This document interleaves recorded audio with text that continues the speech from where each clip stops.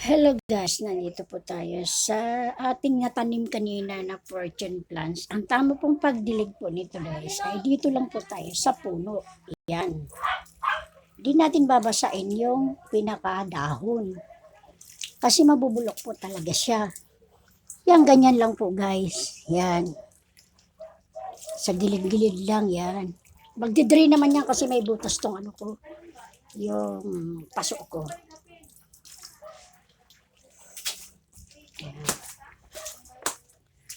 Ayan siya.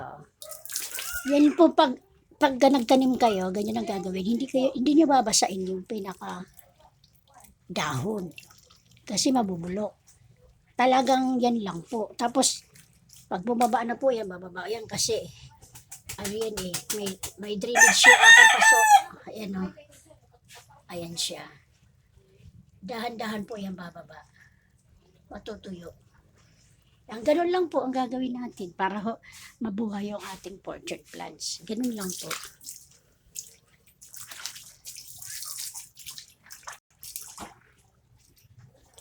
Yung mga to, medyo okay na. Itong mga ibang mga tinanim ko, ayan.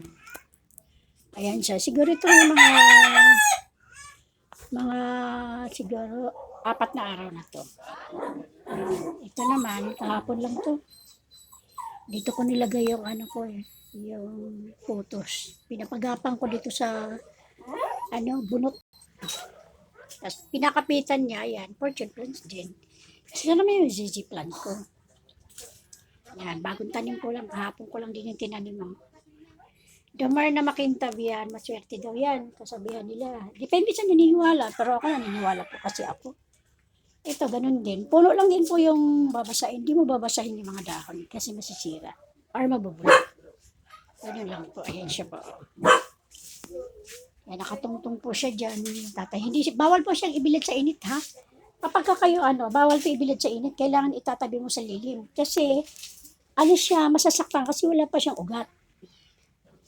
Kailangan dito, ilalagay mo sa hindi maaraw. Sa lilim lang para po siya siguradong mabuhay. Ayan, sa mga naniniwala po, pwede po niyong gayahin to at magtanim din kayo.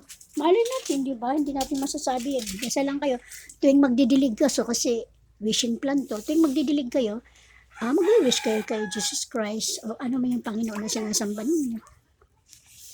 Tapos lagi dapat malinis ang mga dahon kasi damay na makintabing dahon, maswerte daw po yun.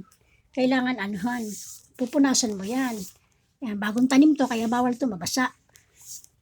Hindi mo siya babasain para hindi mabulok.